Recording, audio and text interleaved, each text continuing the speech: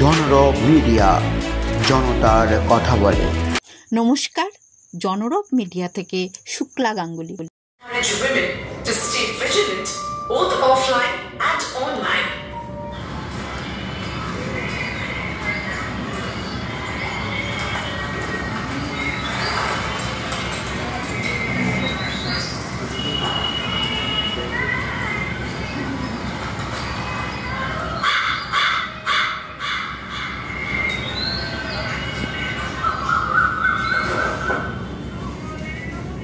बिना पूछे कुछ भी लेना गलत है, आपके स्क्रीनशॉट्स भी।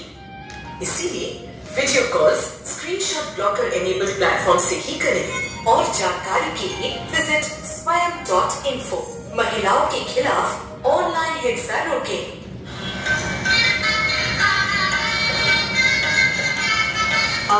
आप तो लड़की वाले नहीं लड़के वाले।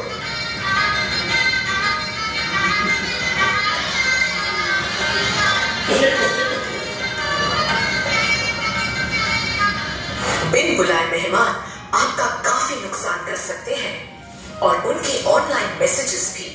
इसीलिए ऑनलाइन हो या ऑफलाइन, अनजान लोगों और उनके मैसेजेस ब्लॉक करें। और जानकारी के लिए विजिट swayam.info।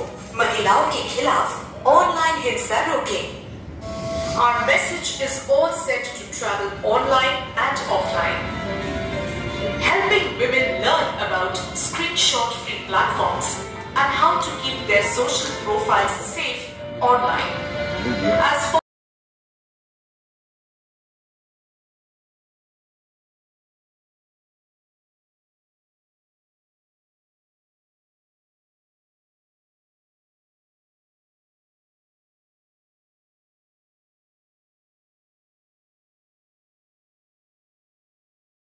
পঁচিশে নভেম্বর 2025 কলকাতা প্রেস ক্লাবের স্বয়মের পক্ষ থেকে এক সাংবাদিক সম্মেলন।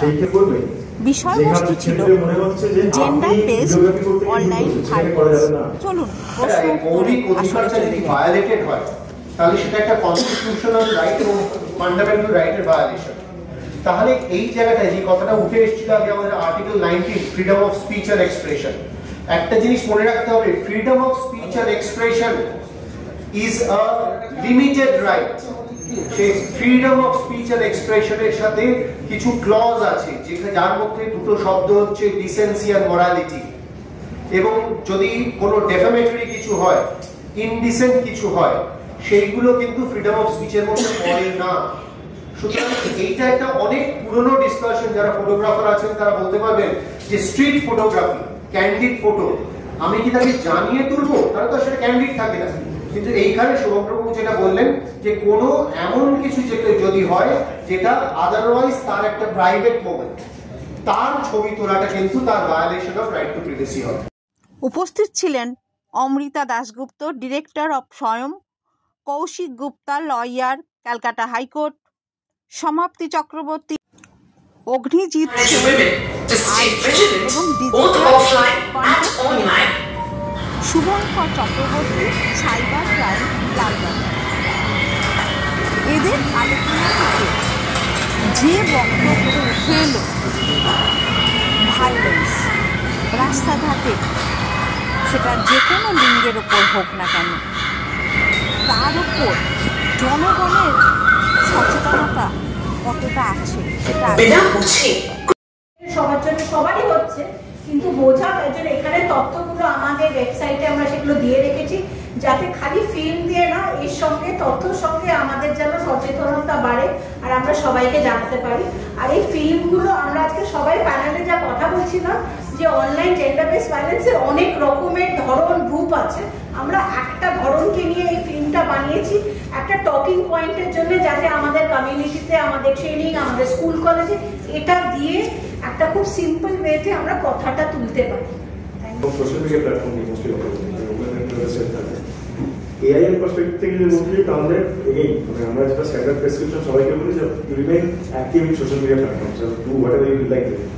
প্রবলেমটা হচ্ছে যে জিনিসগুলো আপনি শেয়ার করছেন, কাদের সাথে শেয়ার করছেন সেটা বলতে হবে। আপনি যারা আলোচনা করলেন কতটা ফলপ্রসূ এবং কতটা সচেতনতা ছড়াবে তার বিষয়ে সংশয় রয়ে গেল। কারণ সমাজ মাধ্যম খুললেই যেভাবে অসামাজিক কাজের ছবি, অর্ধনগ্ন ছবি পোস্ট করছেন এবং তার থেকে আয় আসছে, এগুলো যদি সরকার বন্ধ না করে তাহলে আলোচনা ঠান্ডা ঘরেই রয়ে যাবে, তার ফল কিছুই হবে না। আপনারা দেখছেন জনরব মিডিয়া। আবার আসছি।